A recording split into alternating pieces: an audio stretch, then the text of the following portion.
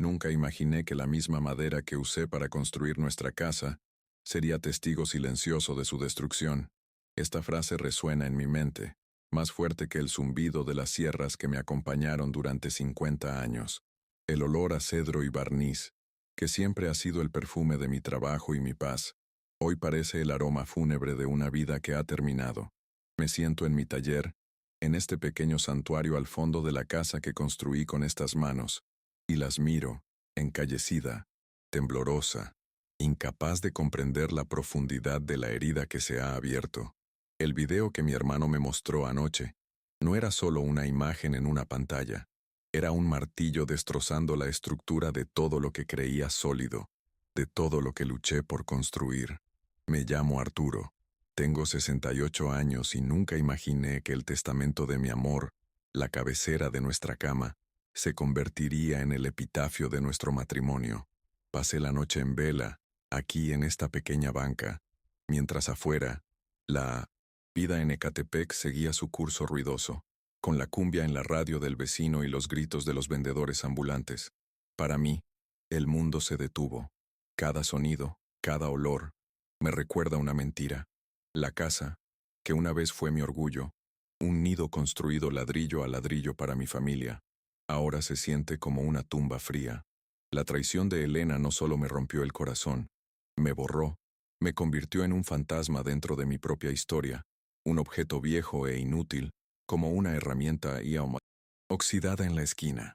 El enfrentamiento fue silencioso, como la caída de un árbol centenario en la inmensidad de un bosque desierto.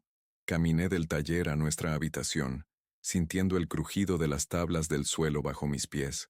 Cada paso un doloroso recuerdo. Ella estaba allí, sentada al borde de la cama, y no necesité decir nada.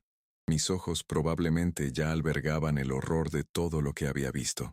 Con voz temblorosa, el único sonido que pude articular fue un susurro, una pregunta, que contenía 45 años de dedicación.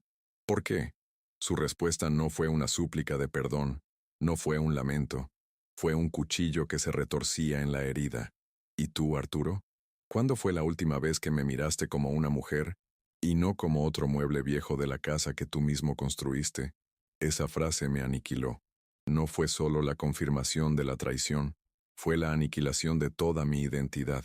Cada viga que puse, cada pared que construí, cada mueble que tallé con cariño, todo, se transformó en una acusación. No era un esposo, un compañero, un hombre. Era simplemente el carpintero, el creador de una hermosa jaula dorada de la que ella necesitaba escapar. En ese momento, comprendí que la infidelidad era solo el síntoma. La enfermedad era mucho más profunda, un cáncer de silencio e invisibilidad que había estado creciendo entre nosotros durante años, y yo, cegado por el trabajo y la rutina, nunca lo noté. El dolor era tan físico que tuve que apoyarme en el marco de la puerta para no caer, sintiendo el barniz suave bajo mis dedos, un barniz que yo mismo me había aplicado. Sentí que el suelo desaparecía bajo mis pies, un vértigo que amenazaba con consumirme por completo. La mujer con la que había compartido casi medio siglo de existencia me veía como un objeto, un mueble polvoriento.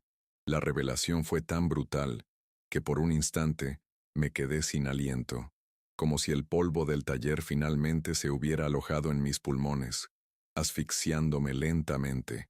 En el pesado silencio que siguió a su cruel confesión, el futuro se convirtió en un abismo oscuro y desconocido. Todo mi sacrificio, las noches en vela, las manos heridas que tuve que asegurarme de que no les faltara nada, todo se desmoronó, perdiendo por completo todo significado. Fue el fin de un mundo que ingenuamente había creído eterno e inquebrantable. Antes de continuar con esta historia, les pido un pequeño favor que significa mucho para mí en este momento de dolor. Por favor, denle a me gusta. Suscríbanse al canal para no perderse el desenlace de este viaje, y comenten desde dónde lo ven y qué hora es en su ciudad. Sentir su apoyo, saber que no estoy completamente sola en esta oscuridad, me da una fuerza que no sabía que necesitaba. Su compañía, incluso a distancia, es un bálsamo para un alma destrozada. Les agradezco de corazón cada gesto de solidaridad, porque me recuerda que la humanidad aún existe. Regresé a mi taller, el único lugar del mundo que aún sentía como mío. Las herramientas colgadas en la pared, organizadas con la precisión de toda una vida, me observaban en silencio. Cada una cuenta una historia. Recuerdo cuando vendí mi primer juego de cinceles importados, una reliquia que heredé de mi padre para pagar la universidad de nuestro hijo mayor. Elena lloró de gratitud ese día, diciendo que mi sacrificio construiría el futuro de nuestra familia. Y ahora, ese mismo futuro se desmoronaba a mi alrededor. La ironía es un trago amargo. Miro mis manos y veo no solo callos, sino las marcas de cada sacrificio, de cada sueño pospuesto en nombre de un nosotros que, al parecer, solo existía en mi cabeza. La casa se ha convertido en territorio extraño. Cada habitación, una escena del crimen. La cocina, donde solíamos tomar café juntos cada mañana, ahora guarda el eco de conversaciones que nunca tuvimos. La sala, con el sofá en el que crecieron nuestros hijos, se siente como un museo de una familia que ya no existe. Me muevo por los espacios como un intruso, tocando los objetos que creé, sintiendo la textura de la madera, tratando de encontrar algún rastro de verdad, del amor que una vez pareció tan real. El dolor de la traición es complejo. No es solo ira, es una confusión profunda y desoladora. ¿Cómo no me di cuenta? ¿Cómo podía la persona que dormía a mi lado cada noche albergar secretos tan devastadores? Elena y yo venimos de orígenes humildes. Construimos todo desde cero. Recuerdo que cuando compramos este terreno, era solo un terreno, olvidado en Ecatepec. Trabajé de sol a sol como albañil, electricista, plomero y por supuesto carpintero, para construir estos muros. Cada ladrillo se colocó con el sudor de mi frente y la promesa de un refugio seguro para nosotros.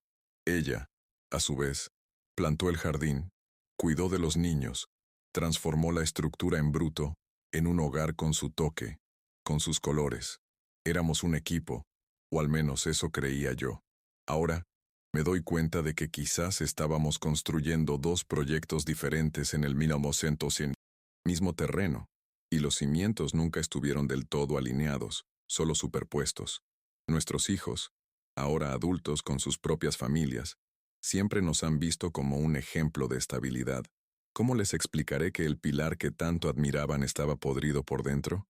La vergüenza me consume, una vergüenza que no debería ser mía, pero que se aferra a mí como una sombra. Siento que he fallado, no solo como esposo, sino como padre, como guardián de la integridad de nuestro linaje. Las preocupaciones por la imagen, por el qué dirán los vecinos, por cómo sé que reaccionarán mis hijos, parecen triviales comparadas con el cataclismo que siento por dentro. ¿Qué importa la opinión de los demás cuando tu propio universo privado ha sido completamente aniquilado? El objeto central de toda esta tragedia emocional reside en nuestro dormitorio, el cabecero. Lo tallé en nogal, la madera más fina que pude encontrar en aquel entonces, como regalo de bodas. Me llevó meses terminarlo. El diseño representa dos enredaderas que crecen en lados opuestos y se entrelazan en el centro, floreciendo juntas en la parte superior. Para mí, nunca fue solo un mueble. Era el testimonio físico de nuestra unión, el símbolo de la promesa de crecer juntos, entrelazados, superando cualquier obstáculo. Era lo primero que veía al despertar y lo último antes de dormir. Ahora, mirarlo es como ver la cara de un traidor. La belleza de la pieza se ha convertido en una cruel burla. Cada talla en esa madera fue hecha con amor y esperanza. Recuerdo las noches que trabajaba hasta tarde en el taller, con Elena trayendo café y observándome con una sonrisa. Decía que había volcado mi alma en la madera. Y así fue. Mi alma está en esas enredaderas entrelazadas. Quizás por eso el dolor es tan visceral. La profanación de nuestro lecho matrimonial transformó mi obra maestra en un monumento a la mentira. El video que vi mostraba a un extraño en esa habitación, en ese espacio sagrado, y la imagen se me quedó, grabada en la retina, eclipsando todos los recuerdos felices que guardaba de ese lugar. La santidad de nuestro hogar fue violada de la manera más íntima y dolorosa posible. Durante años, Elena se quejó sutilmente de mi dedicación al trabajo. Creí que entendía que ese era mi lenguaje del amor. Proveer, construir, garantizar seguridad. No soy hombre de grandes declaraciones ni de gestos románticos. Mi poesía reside en las juntas perfectas, la superficie lisa de un mueble bien acabado, la solidez de un techo sin goteras. Quizás no logré traducirle este lenguaje. Quizás, en mi afán por construir un fuerte que nos protegiera del mundo, construí muros entre nosotras. Su acusación de que la veía como mueble viejo me resuena, y me pregunto, con brutal honestidad, si alguna vez tuvo razón. Este autoanálisis, sin embargo, no justifica la traición. Nada lo hace. La falta de afecto, la soledad entre ambos, la monotonía, son problemas que deberían haberse discutido, enfrentado juntos. Su elección fue buscar la validación en los brazos de otro, una solución cobarde y destructiva que no resolvió nada, solo lo demolió todo. Su rebelión contra el silencio de nuestras vidas fue la explosión de una bomba que se llevó consigo no solo nuestro pasado, sino cualquier posibilidad de futuro. No buscó el diálogo, buscó la huida, y en esa huida me dejó atrás, sepultada entre los escombros de lo que una vez llamamos hogar, familia, amor. La noche avanza y el taller se enfría. El rocío de la mañana empieza a filtrarse por las grietas, pero el frío que siento viene de dentro. Es un frío de abandono, de absoluta soledad. Miro mis herramientas y veo en ellas una extensión de mi ser. Son precisas, honestas, fiables. Nunca me han fallado. Cada una tiene un propósito, una función clara. Siempre he intentado ser como ellas. Un hombre útil, con un propósito definido. ¿Y cuál es mi propósito ahora? El constructor de un hogar destruido, el guardián de un castillo vacío. La sensación de inutilidad es abrumadora, un peso que me oprime más que mis 68 años. Mis nietos son la luz que aún brilla en esta oscuridad. Pensar en sus rostros, en sus sonrisas, es lo que me impide desmoronarme por completo. Representan la continuidad, la esperanza de que algo bueno y puro aún pueda florecer de las ramas de este árbol genealógico envenenado. ¿Cómo puedo mirarlos a los ojos sin que vean la fractura en mi alma? Quiero protegerlos de esta inmundicia, de este dolor adulto que no merecen heredar. La idea de que la imagen de su abuelo, su patriarca, pueda verse empañada por este escándalo me aterra. Necesito encontrar la manera de sortear esta tormenta sin ahogarme, por ellos. El barrio, siempre tan presente, ahora parece un conjunto de miradas curiosas. Conozco a todos aquí desde hace décadas. Doña Carmen, de al lado, siempre me trae un plato de lo que cocina para el almuerzo. El señor Manuel, de la esquina, juega dominó conmigo los domingos.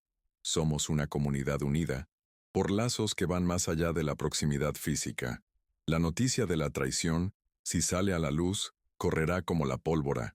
La humillación, que por ahora es un tormento privado, se convertirá en un espectáculo público. La idea es insoportable. Mi hogar, que siempre ha sido un refugio seguro, está a punto de convertirse en el epicentro de un terremoto social que sacudirá mi reputación. El amanecer da paso a los primeros rayos de sol. Una tenue luz se cuela por la ventana del taller, iluminando el polvo que baila en el aire. Ha pasado una noche entera y no he pegado ojo, pero algo ha cambiado dentro de mí. El entumecimiento del dolor y la conmoción empieza a disiparse, dando paso a una claridad fría y cortante, como la hoja de un cincel recién afilado. La humillación no puede ser mi estado permanente. El victimismo no es un lugar donde pueda prosperar. Soy un constructor. Si algo se rompe, lo arreglo o lo desarmo para usar las piezas para hacer algo nuevo. Y nuestro matrimonio, ahora me doy cuenta, es irreparable. La frase de Elena, otro mueble viejo en la casa, sigue atormentándome, pero ahora con un nuevo significado. Sin querer, me dio la llave. Me redujo a un objeto. Pues bien, los objetos se pueden mover, se pueden quitar, se pueden transformar. La ira, que había estado sumergida en un océano de tristeza, comienza a emerger. No una rabia ciega y destructiva, sino una rabia concentrada y precisa. la energía que impulsa a un artesano, la fuerza interior que siempre he usado para domar la madera ahora se vuelca en mi propia vida. Es hora de medir, cortar con precisión y eliminar todo lo que ya no me sirve. Me levanto del taburete, con las articulaciones protestando por la larga inmovilidad. Camino hacia mi armario de herramientas, el que guarda las piezas más valiosas, las que uso para los trabajos más delicados. Mis manos, antes temblorosas, ahora están firmes. Las observo, reconociendo en ellas el poder de crear y, ahora, el poder de deconstruir. La decisión está tomada clara como la veta de una tabla de roble. No habrá más gritos, no más lágrimas. Mi respuesta no será con palabras, pues las palabras se han vuelto vacías y engañosas en nuestro hogar. Mi respuesta será con el lenguaje que domino: acción, trabajo, madera. Mientras Elena está fuera, probablemente haciendo la compra del sábado como si nada hubiera pasado, entro en casa. El silencio es denso, cómplice. Atravieso el salón, la cocina, y me dirijo directamente al dormitorio. El aire allí parece viciado, impregnado de mentiras. La cama con su majestuoso cabecero de nogal domina el espacio. Parece mirarme fijamente, un monumento a mi ingenuidad. Por un instante, el dolor amenaza con paralizarme de nuevo. Los recuerdos felices de esa habitación, los hijos concebidos allí, las noches de complicidad, todo vuelve a inundarme. Pero los aparto. El pasado es ahora una tierra extraña. El presente exige acción. Agarro mi caja de herramientas, no con la furia de un vándalo, sino con la precisión de un cirujano. No romperé la cama con un hacha, impulsado por la rabia. Eso sería fácil. Sería un acto de desesperación. Lo que voy a hacer es mucho más metódico, mucho más simbólico. La desmantelaré, pieza por pieza, con el cuidado de un artesano que conoce cada unión, cada tornillo, cada clavija. Revertiré el proceso de creación. Desharé lo hecho. Este acto no se trata de destrucción. Se trata de recuperación. Se trata de recuperar el control de mi narrativa, mi creación, mi dignidad, que fue profanada en este mismo lugar. Empiezo con los tornillos del marco lateral. El sonido del destornillador girando es el único ruido en el silencio de la habitación. Cada giro es una despedida. Adiós a las noches de sueño tranquilo. Adiós a la ilusión del amor eterno. Adiós a la confianza ciega. Las piezas de madera se separan con un suave gemido, como si también sintieran el dolor de la separación. Trabajo sistemáticamente, sin prisa. Mi cuerpo, que había estado rígido por la tensión, ahora se mueve con un propósito renovado. La tristeza sigue ahí, pero ahora tiene una tarea. Es el combustible para este ritual de desmantelamiento, esta ceremonia de liberación. Arrastro el colchón, ahora sin soporte, hasta el suelo, en un rincón de la habitación. Me da pena, un objeto sin estructura, igual que me sentía hasta hace unas horas. La ausencia de la cama crea un enorme vacío en la habitación. Un espacio que antes se llenaba con la promesa de descanso e intimidad, ahora es solo una prueba hueca y visible de nuestra ruina. Pero para mí este vacío no me asusta. Es un lienzo en blanco. Es la posibilidad de empezar de nuevo, de construir algo diferente, algo exclusivamente mío, basado en cimientos verdaderos y sólidos. Ahora, solo queda esto: el cabecero de nogal, la obra de mi vida. Lo toco con reverencia, sintiendo los contornos de las enredaderas entrelazadas bajo mis dedos. Es la pieza más difícil, no físicamente, sino emocionalmente. Quitarla de la pared es como arrancarme una parte de mí, pero es necesario. Ya no puede permanecer aquí, en esta habitación convertida en escenario de traición. Necesita ser rescatada, purificada. Con sumo cuidado, la desengancho de sus soportes. Es pesada, densa por el peso de la madera noble y los recuerdos que lleva consigo. La llevo en brazos, como si llevara el cuerpo de un ser querido. Recorro la casa, sintiendo la mirada imaginaria de los retratos familiares en mi espalda. Nadie me observa, pero siento el peso de la historia a cada paso. La llevo al único lugar donde estará a salvo, donde su nobleza ya no se verá empañada. mi taller. La apoyo con cuidado contra una pared, junto a mi banco de trabajo. Aquí, rodeada de herramientas honestas y del aroma de la madera pura, puede descansar. Y yo también. Este es el primer paso para reclamar lo que es mío. Regreso a casa. La habitación vacía me da la bienvenida. El aire se siente más ligero, como si al quitar la cama se hubiera liberado la energía estancada. Camino hacia la puerta principal. En la mano sostengo una cerradura nueva que compré en la ferretería esta mañana. Con la misma precisión con la que desmonté la cama, quito la cerradura vieja, la cerradura de la que guardaba la llave, la cerradura que permitía el acceso sin restricciones a nuestra casa.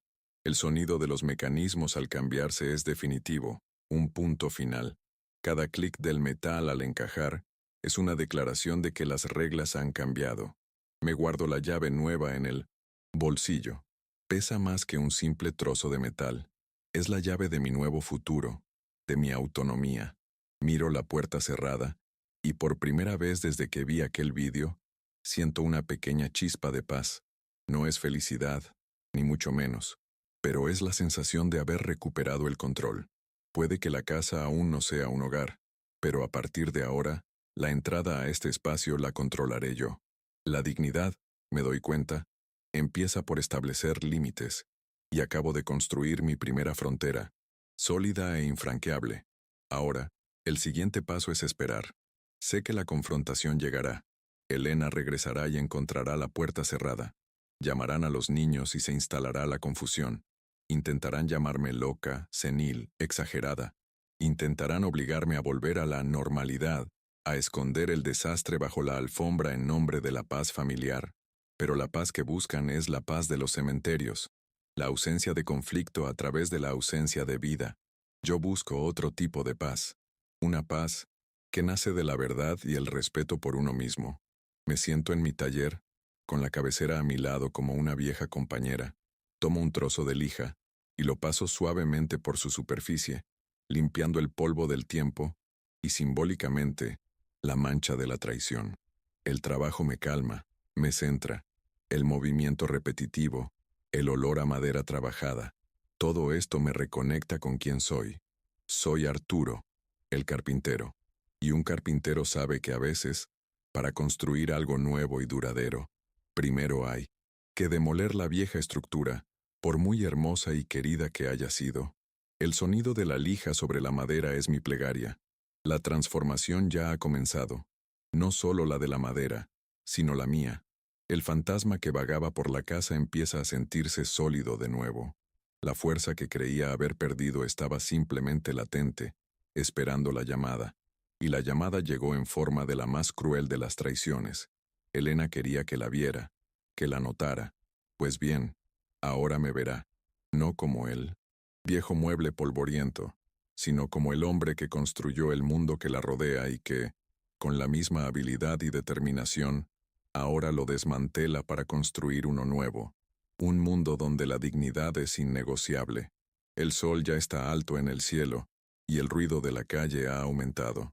La vida continúa, indiferente a mi drama privado, pero aquí dentro, en el silencio de mi taller, una revolución silenciosa está en marcha. El primer acto de esta tragedia terminó con mi dolor y humillación, pero el segundo acto, que está a punto de comenzar, no tratará sobre su traición, tratará sobre mi reconstrucción. Con la certeza de un artesano que conoce su oficio, sé que el camino será difícil y doloroso, pero el resultado final será una pieza sólida, honesta y sobre todo auténtica. La espera no fue larga. El sonido de la llave intentando entrar en la cerradura, el inútil clic del metal contra el nuevo mecanismo, fue la señal. Oí los pasos de Elena en la acera, su vacilación, y luego el golpe, en la puerta. Primero, suave. Luego, más fuerte, con un matiz de impaciencia e indignación. Arturo, ¿qué significa esto? Abre la puerta. Su voz, que apenas horas antes me había apuñalado con desprecio, ahora estaba cargada de una autoridad que ya no poseía sobre este espacio. No respondí. Permanecí en silencio en mi taller, escuchando. El silencio, que durante tanto tiempo había sido mi defecto, ahora era mi arma. Cada segundo que no respondía era una afirmación de mi nuevo poder, del límite que había trazado. La casa era mía, el silencio era mío, la decisión era mía. La farsa empezó de inmediato. Oí su voz al teléfono, ahora transformada, llorosa, asustada. No me hablaba a mí, sino a mí. Ricardo, cariño, tienes que venir. Papá no está bien. Cambió las cerraduras y no me deja entrar. Creo que está teniendo una crisis nerviosa. No sé qué hacer. La manipulación fue tan clara, tan descarada. No mencionó el motivo, la traición, el video. Me pintó como la loca, la inestable agresora, y supe, en ese instante, que nuestro hijo no vendría a escuchar la verdad, sino a rescatar a su madre indefensa de su padre senil. No solo intentaba entrar en casa, intentaba destruir mi credibilidad, mi cordura ante nuestros propios hijos, asegurándose de que se pusieran de su lado. La llegada de Ricardo estuvo marcada por el chirrido de neumáticos sobre el asfalto. No tocó. Intentó llamarme. Dejé sonar el teléfono, su zumbido insistente resonando por el taller. Entonces oí el sonido, familiar de una ventana al ser forzada al abrirse en la parte trasera, la ventana de su antiguo dormitorio, cuyo pestillo sabía que estaba suelto desde que era adolescente. Un allanamiento. Habían entrado en mi casa. La ironía era abrumadora. El hijo al que le había enseñado a arreglar cosas ahora usaba ese conocimiento para violar el santuario que le había construido. Su entrada no fue un acto de preocupación, fue una toma de territorio. Oí sus pasos apresurados, la voz de Elena, ahora más, tranquila, guiándolo como si fuera la caballería que llegaba para salvarla de un monstruo. Me encontraron en el taller. Elena entró primero, con el rostro lleno de indignación y falsa preocupación. Ricardo me siguió de cerca, con una confusión que pronto se convertiría en juicio. «Papá, ¿qué pasa?» Mamá me llamó desesperada. «¿Por qué la dejaste fuera?»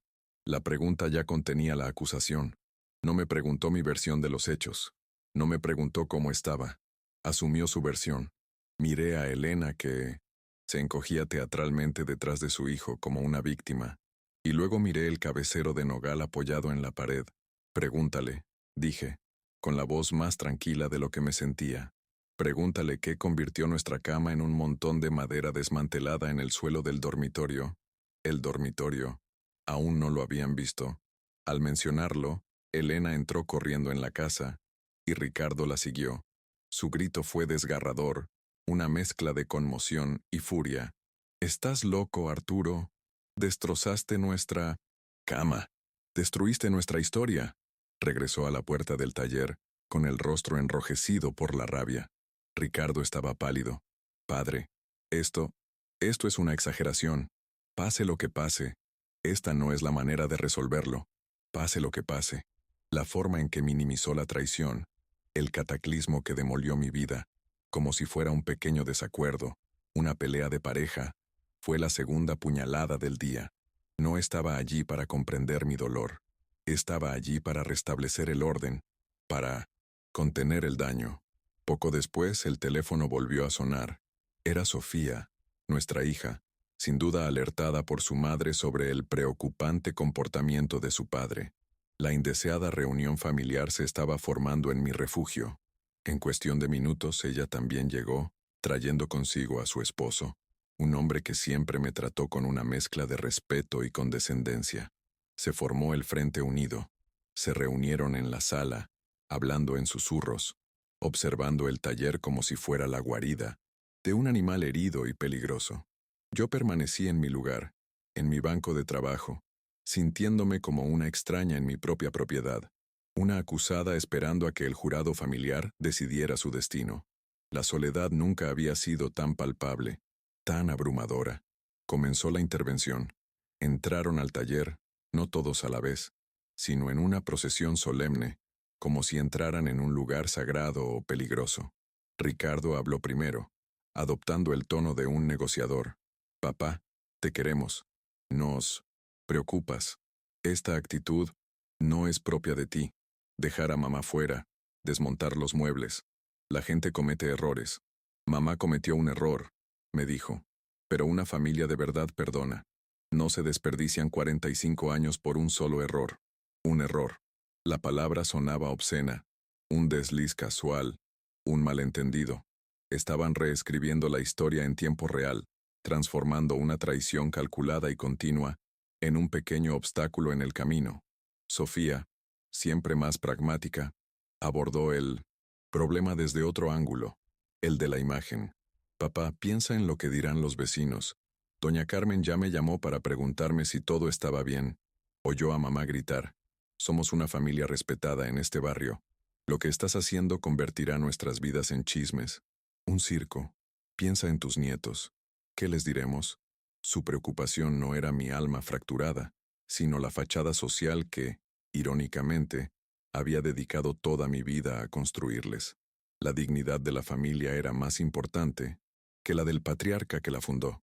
Yo era un sacrificio necesario en el altar de la normalidad. Mientras hablaban, tomé un trozo del marco de la cama, la madera de nogal, sólida, pesada. Empecé a examinarla, a sentir su veta, a planear en qué se convertiría.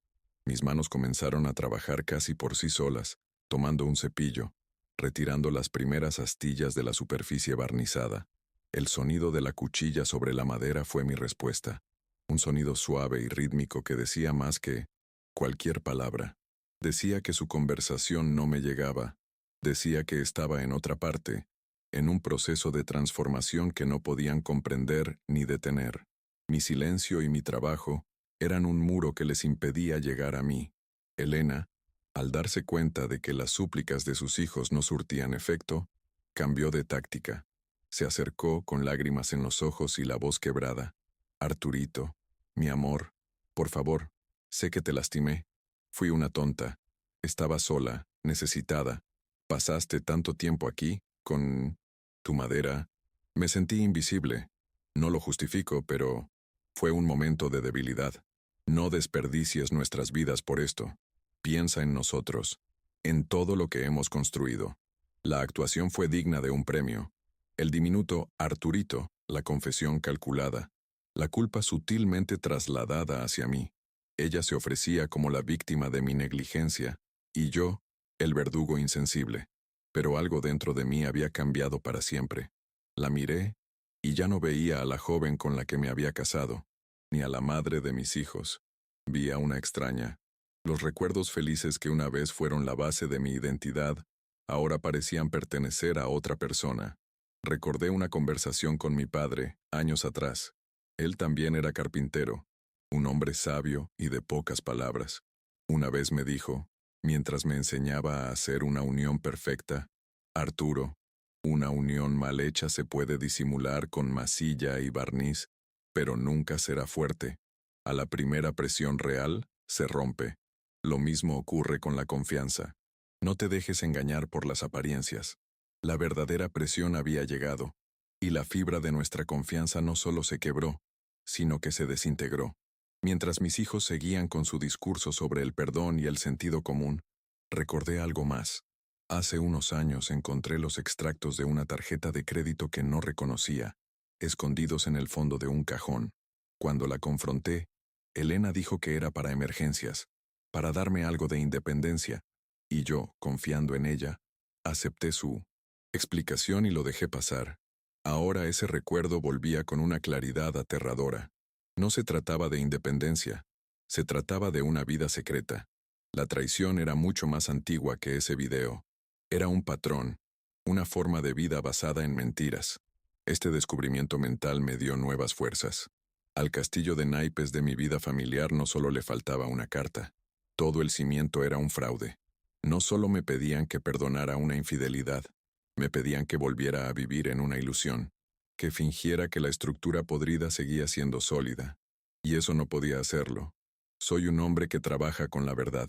La madera no miente. Un nudo es un nudo. Una grieta es una grieta. No puedes ignorarlos. Tienes que trabajar con ellos o desechar la pieza. Y la pieza de mi matrimonio estaba irreparablemente agrietada. Papá, no nos estás escuchando, exclamó Ricardo con frustración en la voz. Intentamos ayudar, y fue en ese momento que la verdadera naturaleza de su ayuda empezó a revelarse.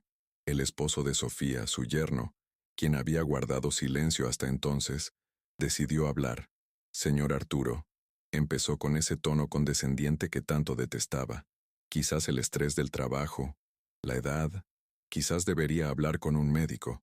A veces la gente de su edad puede confundirse, actuar impulsivamente. Podemos programar una cita, si quiere, solo para asegurarnos de que todo esté bien con su salud. Ahí estaba, la gota que colmó el vaso. La insinuación de que no solo estaba desconsolado, sino también mentalmente destrozado. La insinuación de senilidad. Era la manera perfecta de desarmarme, de invalidar mi dolor, mis decisiones, mi autoridad. Si estaba enfermo, confundido, mis acciones no serían las de un hombre traicionado que reafirma su dignidad, sino los delirios de un anciano que ha perdido la cabeza. Fue una estrategia brillante y cruel, y vi un rayo de esperanza en los ojos de Elena. Si podían declararme incompetente, podrían tomar el control, internarme si fuera necesario y restaurar el orden, manteniendo la casa, la finca y las apariencias. La escalada del conflicto era evidente. Ya no se trataba de la infidelidad de Elena, se trataba de mi cordura, de mi autonomía. Querían tomar el control de mi vida, de mis posesiones, por mi propio bien. La casa que había construido con mis propias manos se convertiría en mi prisión. Las herramientas que eran una extensión de mi ser me serían arrebatadas por seguridad.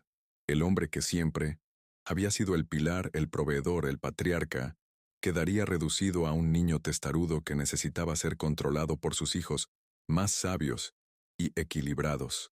La indignación que sentí fue tan intensa que el avión que sostenía se detuvo. Levanté la vista del bosque y los miré a cada uno, uno por uno. Vi preocupación genuina mezclada con egoísmo en mis hijos. Vi miedo y astuta manipulación en Elena. Vi oportunismo en mi yerno. No eran mis aliados. Eran su ejército, consciente o inconscientemente. Y yo estaba solo, completamente rodeado. En ese momento de máxima vulnerabilidad, donde cada palabra podía ser usada como prueba de mi inestabilidad, encontré claridad absoluta. La batalla ya no era sobre el pasado, sobre la traición. Era sobre el futuro, sobre mi libertad. Basta, dije, y la palabra salió firme, sin temblores. El sonido de mi propia voz, llena de una autoridad que no había sentido en mucho tiempo, sorprendió a todos, incluyéndome a mí misma. Esta conversación ha terminado. Agradezco su preocupación, pero estoy perfectamente lúcida. Quizás más lúcida que nunca en mi vida. Ahora les pido que salgan de mi taller y de mi casa. Necesito espacio y silencio para trabajar. La orden fue tan inesperada, tan directa, que se quedaron paralizados por un momento, sin saber cómo reaccionar. La reacción de Elena fue inmediata. ¿Tu casa? Arturo, esta es nuestra casa. Tengo derechos. No puedes echarme. Ya veremos qué dice un abogado.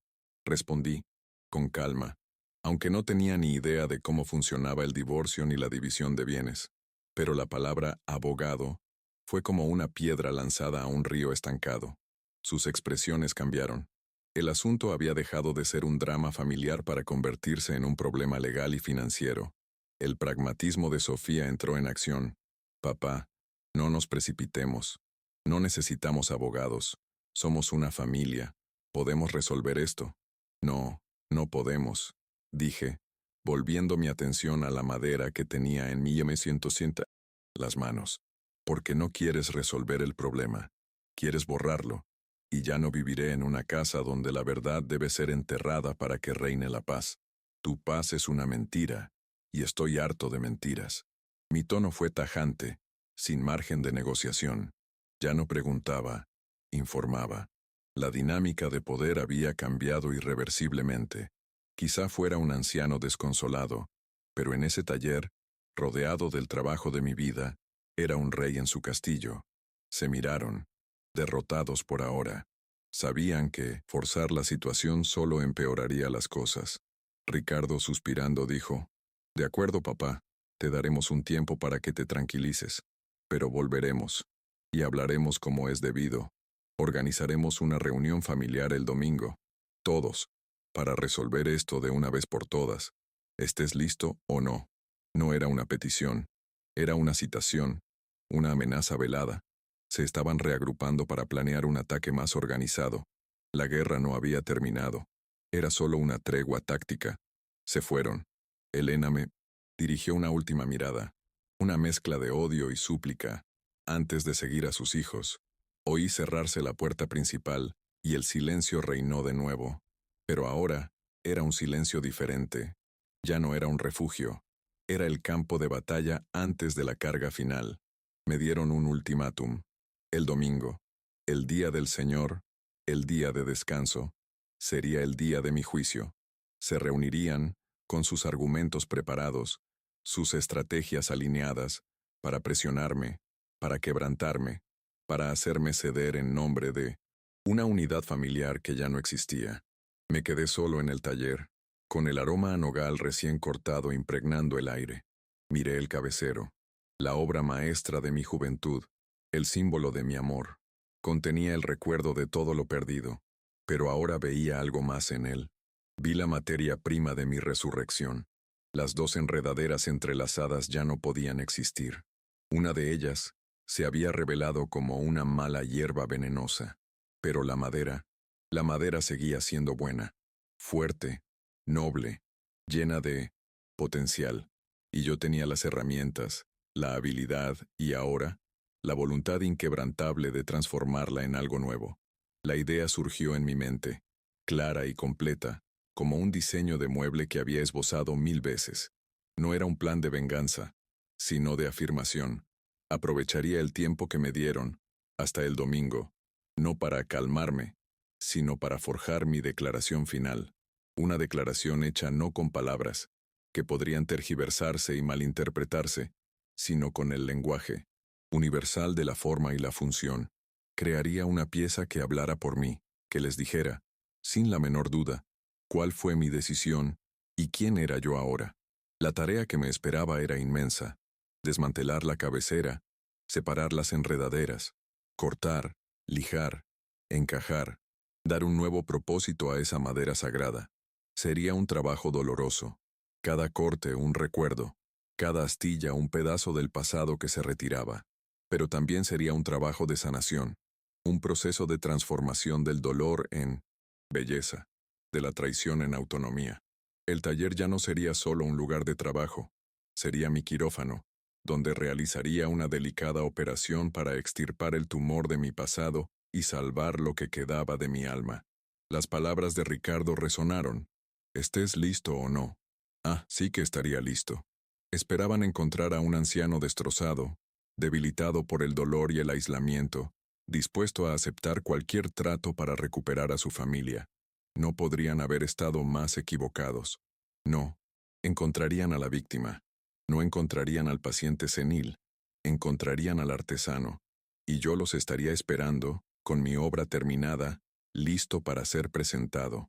La reunión del domingo no sería mi juicio, sería mi exposición. La ironía de la situación era casi poética. Con sus palabras y estrategias de presión, creían tener el control, planeando cómo lidiar conmigo. No sabían que, al darme tiempo y espacio, me estaban dando justo lo que necesitaba para preparar mi defensa, mi arma. El silencio de mi taller era el silencio de una forja, donde el metal se calienta y se moldea, preparándose para la batalla. El verdadero plan no era suyo, era mío, y se ejecutaba con cada movimiento de mi avión. Encendí la sierra de cinta. El zumbido fuerte y potente llenó el espacio, ahogando cualquier otro sonido, cualquier otro pensamiento. Era el sonido del trabajo, de la creación, de la vida. Comencé el primer corte en la cabecera, el punto sin retorno. La afilada hoja separó para siempre las dos enredaderas entrelazadas. La madera crujió bajo la presión, un sonido de despedida. En ese momento, no estaba cortando solo un trozo de nogal. Estaba cortando lazos con mi pasado, liberándome de una promesa rota y allanando el camino hacia el futuro. La noche cayó sobre Ecatepec, pero las luces de mi taller permanecieron encendidas. El barrio se durmió, pero el sonido de mi trabajo continuó. Una vigilia solitaria. No sentía cansancio ni hambre.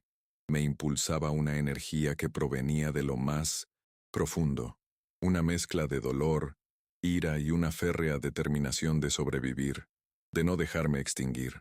El mundo exterior podría pensar que me estaba desmoronando, pero aquí dentro, en este pequeño universo de madera y herramientas, me estaba reconstruyendo, pieza a pieza, más fuerte y más auténtico que nunca. Durante este tiempo, alterné el trabajo con momentos de reflexión. Con cada pieza que cortaba, surgía un recuerdo. El día que le enseñé a Ricardo a montar en bicicleta, el día que Sofía se graduó de la universidad. Momentos de orgullo y felicidad que ahora parecían empañados, vistos a través del filtro de la decepción. ¿Cómo pudo la misma mujer que compartió estos momentos conmigo traicionarme tan profundamente? La pregunta persistía, pero ya no me paralizaba. La comprensión plena podría no llegar nunca, y necesitaba aceptarlo. Mi enfoque ya no estaba en entender su porqué, sino en definir el qué ahora, para mí. La traición de Elena fue el catalizador, pero la verdadera fractura fue con mis hijos.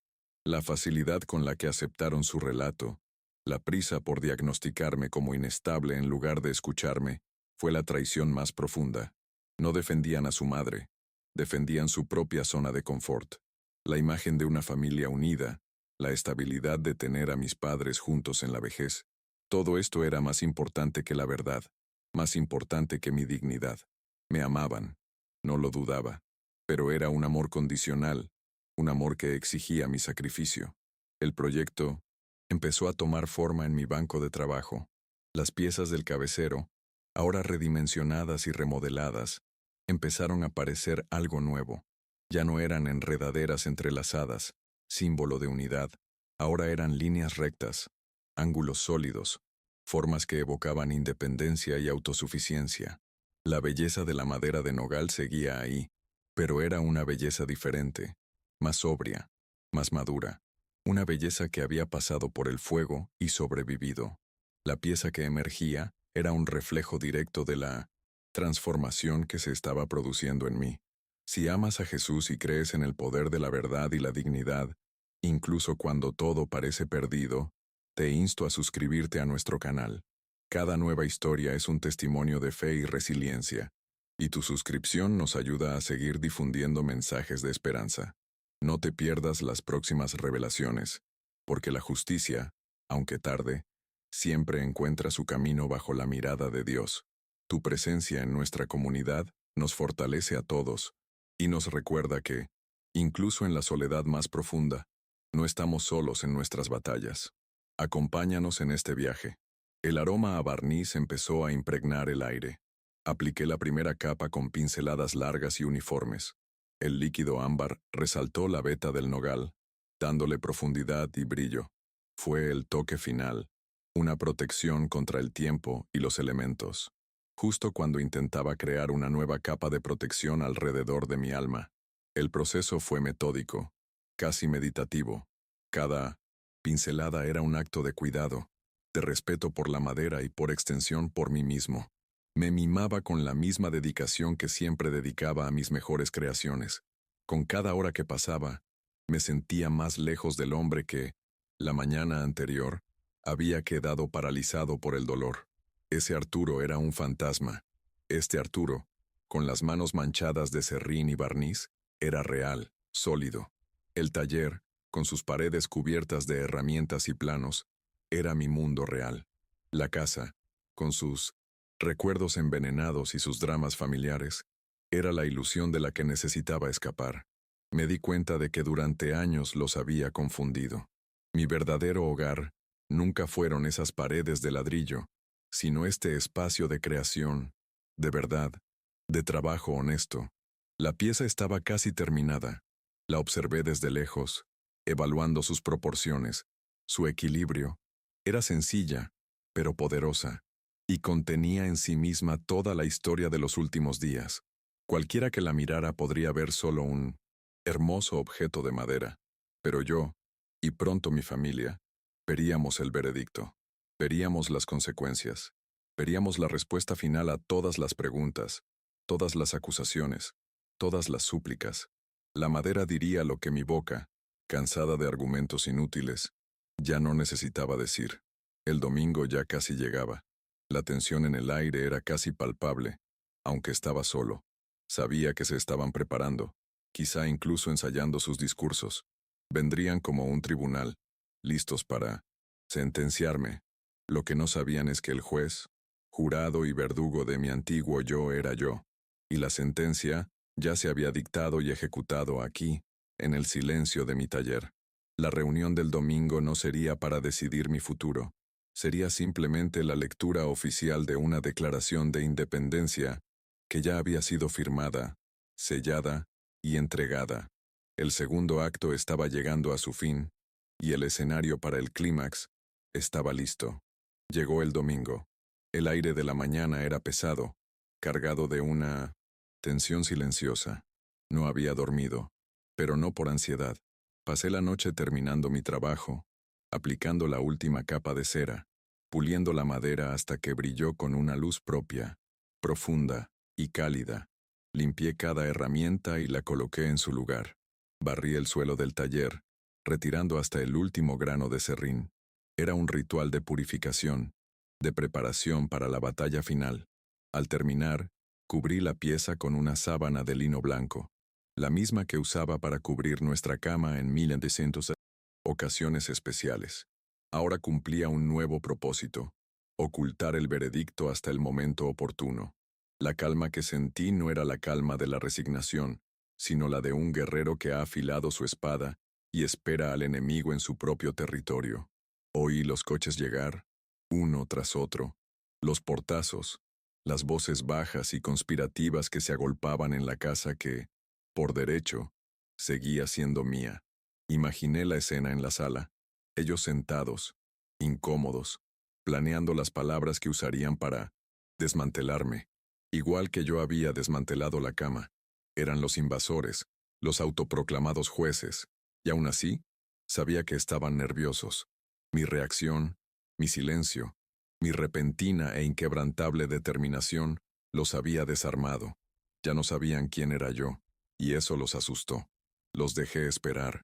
Dejé que la tensión creciera en el silencio de la casa. La ausencia del patriarca de su lugar habitual en la cabecera de la mesa se sentía como un vacío de poder. Yo no iría a ellos. Ellos tendrían que venir a mí. Y llegaron. La puerta del taller se abrió lentamente y entraron, uno a uno, como si entraran en una tumba. Ricardo, Sofía, el yerno, y por último, Elena, sostenida por ellos como si fuera una viuda en su propio dolor. Se colocaron en semicírculo frente a mí, dejando un espacio vacío en el medio, el espacio del acusado. Permanecí sentada en mi taburete, con las manos apoyadas en las rodillas. Observé sus rostros, una mezcla de lástima, impaciencia y una autocomplacencia apenas disimulada. Creían que habían venido a salvarme de mí misma, pero no se daban cuenta de que ya me había salvado, y era de ellos de quienes necesitaba liberarme para seguir viviendo. Ricardo, como el nuevo y autoimpuesto jefe de familia, se lanzó al discurso que seguramente habían ensayado. Papá, estamos aquí porque te queremos y porque esto no puede seguir así. Lo que hiciste nos impactó a todos. Entendemos que estés dolido, pero tu reacción es desproporcionada. Mamá está sufriendo. La familia se está desmoronando. Hemos llegado a una solución que creemos que es la mejor para todos. Por tu bien. Habló de mí, pero no a mí.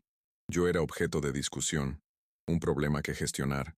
Lo dejé hablar, lo dejé agotar su discurso de preocupación artificial y lógica retorcida, sintiendo cada palabra como un insulto a mi inteligencia y mi dolor. Sofía continuó, apelando a la lógica financiera y práctica. Lo hemos pensado, dijo, y lo mejor sería que mamá volviera a casa, a su habitación. ¿Y tú, papá? Quizá deberías pasar un tiempo en nuestra casa o en la de Ricardo, para descansar, para ordenar tus ideas. Podemos contratar a alguien que te ayude, un terapeuta, y nos encargaremos de las finanzas por un tiempo, para que no tengas que preocuparte por nada. Es una forma de protegerte, de asegurarnos de que no tomes decisiones precipitadas de las que luego puedas arrepentirte. La propuesta era clara: un exilio dorado, un retiro forzoso de mi propia vida. Me ofrecieron una jaula cómoda a cambio de mi entrega total. Mientras hablaban, miré a Elena. Permaneció en silencio, con el rostro abatido, representando el papel de la esposa arrepentida y sufriente. Pero vi a través de la máscara. Vi su miedo a perder su hogar, la comodidad, el estatus que mi trabajo le había proporcionado. Su arrepentimiento no era por la traición a nuestro amor, sino por el riesgo de perder su seguridad material. Había jugado y perdido, y ahora usaba a nuestros hijos como peones para intentar cambiarlas, tornas. En ese momento, la poca compasión que me quedaba por su debilidad se evaporó, reemplazada por un frío desprecio por su cobardía y su manipulación calculada.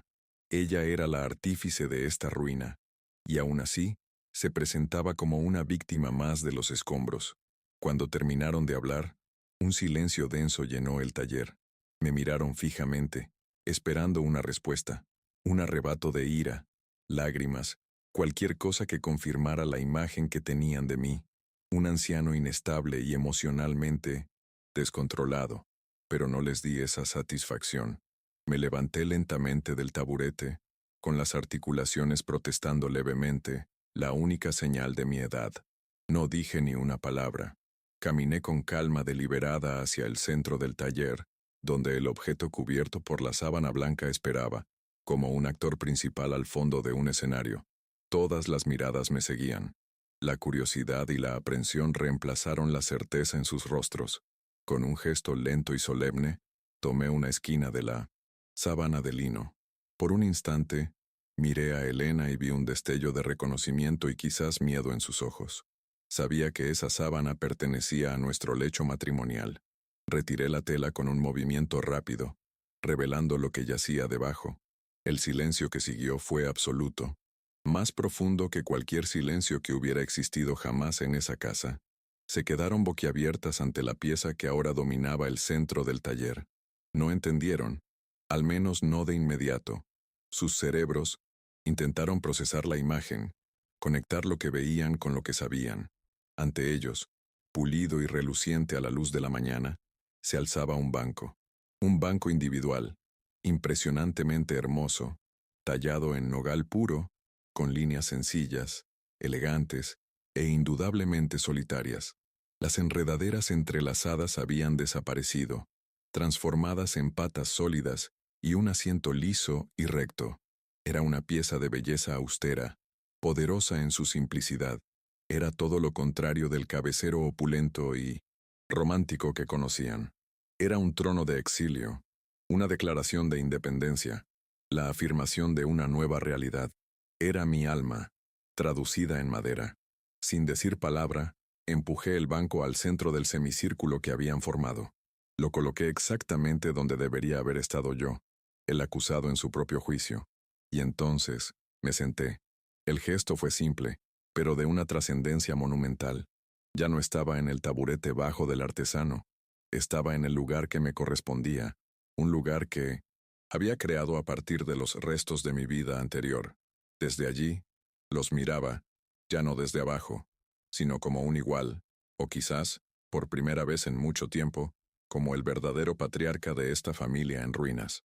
Fue entonces cuando hablé. Mi voz no era fuerte, no contenía odio, solo la nítida claridad de una decisión final, de una verdad que ya no podía ignorarse. Miré a cada uno de mis hijos, deteniéndome un instante en sus rostros confundidos. Entonces mis ojos se posaron en Elena, y no, aparté la mirada. Pasé 45 años de mi vida.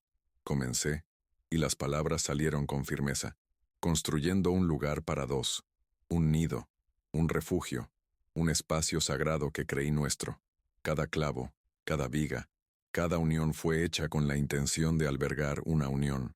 Pero tú, continué, recorriendo con la mirada al grupo, con tus mentiras, tus secretos, y en definitiva, tu cobarde complicidad, convertiste este refugio en una plaza pública, un lugar sin puertas, sin respeto, santidad, un lugar donde podían entrar desconocidos y donde el honor familiar se vendía por una emoción barata o la comodidad de no causar problemas. En fin, se acabó la fiesta. Las palabras cayeron como piedras en el silencio del taller. Vi cómo el rostro de Elena palidecía, y mis hijos se encogieron comprendiendo por fin la profundidad de mi dolor y mi determinación. Golpeé suavemente con la mano la lisa madera del banco que tenía debajo. El sonido fue sólido, definitivo. Esto, dije, con la voz ahogada por una emoción que no era tristeza, sino una especie de orgullo doloroso. Es lo que queda de nuestra cama. Es lo que queda de nuestra unión. Un lugar, para empezar. Y este lugar, hice una pausa, mirándolos a los ojos. Es mío. Yo lo construí. Me lo merezco. El resto de la casa que profanaste, ya no es un hogar. Es solo una casa. Una estructura de ladrillo y madera llena de fantasmas y mentiras.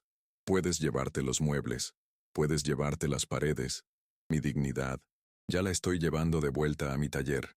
La reacción fue un silencio atónito. No tenían respuesta. No había argumentos contra ese trozo de madera. Era la prueba física e irrefutable de mi decisión. Cualquier palabra que dijeran sonaría hueca, patética. Había cambiado el campo de batalla del argumento verbal al simbolismo absoluto. Elena rompió a llorar, un llanto bajo y desesperado, el llanto de quien finalmente comprende que no hay vuelta atrás. Mis hijos me miraron desde el banco, y por primera vez vi en sus ojos no lástima ni condescendencia, sino un atisbo de respeto, quizás incluso miedo. Estaban ante un hombre al que ya no conocían. El lunes, continué, ahora en un tono más práctico, exponiendo las inevitables consecuencias de mi declaración, voy a contactar con un abogado para iniciar los trámites de divorcio. Y pongo esta casa en venta. Ya no puedo vivir en un lugar cuyos cimientos están contaminados por mentiras. La sorpresa en sus rostros era evidente. La casa, símbolo de estabilidad, herencia y estatus familiar, iba a ser vendida. Esto lo hacía todo real, definitivo. Ya no era un drama, era una transacción legal y financiera. La disolución no era solo del matrimonio, sino del clan mismo tal como lo conocían. ¡No!, gritó Ricardo. «No pueden vender la casa. Aquí crecimos. Es nuestra historia». «Exactamente», respondí con una calma gélida. «Es historia, y se acabó. Necesitan construir sus propios hogares, sus propias historias, basadas en verdades más sólidas que las que aprendieron aquí. Este lugar ya no es un principio, es un final, y necesito liberarme de él para tener la oportunidad de empezar de nuevo, aunque sea con poco. Prefiero una choza honesta que un palacio de mentiras». Mi determinación era inquebrantable, y ellos lo sabían. La batalla había terminado, había ganado. Salieron del taller en silencio, derrotados. Elena, sostenida por Sofía, parecía haber envejecido 10 años en una hora. Ricardo me dirigió una última mirada, una mezcla de rabia y admiración reticente, antes de cerrar la puerta tras él. Me quedé solo, sentado en mi banco, en el silencio absoluto de mi taller. El peso de 45 años parecía caer sobre mí, pero al mismo tiempo, sentí un inmenso alivio, como un preso que por fin respira el aire de la libertad tras una larga e injusta condena. La soledad era el precio de mi dignidad, y en ese momento, estaba dispuesto a pagarlo sin dudarlo. El proceso de divorcio y la venta de la casa fueron dolorosos, un desmembramiento burocrático de toda una vida. Cada documento firmado, cada objeto guardado, era un mini funeral. Mis hijos intentaron resistirse, pero el abogado que contraté fue firme. No pedí nada más allá de lo que me correspondía por derecho, el valor de mi taller, que había sido mi negocio incluso antes de casarme, y la mitad del valor de la casa que había construido. Me negué a luchar por muebles ni por nada más. Solo quería mi libertad y mi espacio de trabajo. Que se lo llevaran. Con el dinero compré un apartamento pequeño y modesto, lo suficientemente cerca como para ir caminando a mi taller todos los días. Nunca vendería el taller. Era mi patria, mi identidad, el único territorio que jamás había sido invadido. Me mudé con pocas cosas. Mi ropa, mis libros, algunas herramientas, y por supuesto, el banco de nogal de una sola plaza. Fue el primer mueble que puse en mi nueva sala, no como un recordatorio del dolor, sino como un monumento a mi redescubrimiento, un recordatorio constante de que la dignidad es la única estructura que vale la pena construir. Hoy, meses después, la vida ha encontrado un nuevo ritmo. Es una vida más tranquila y sencilla. Mis hijos me llaman de vez en cuando. Las conversaciones son breves, cautelosas. Hay un abismo entre nosotros, un abismo de respeto perdido y palabras no dichas, uno que quizá nunca se pueda salvar. Supe que Elena se fue a vivir con Sofía. No la he visto desde entonces, y no siento la necesidad de hacerlo. El tian, amor que sentía por ella murió ese día, y el duelo terminó. La perdoné, no por ella, sino por mí. El perdón fue el último paso para liberarme del peso del pasado. Ahora mismo, estoy sentado en mi solitario banco, aquí en mi taller.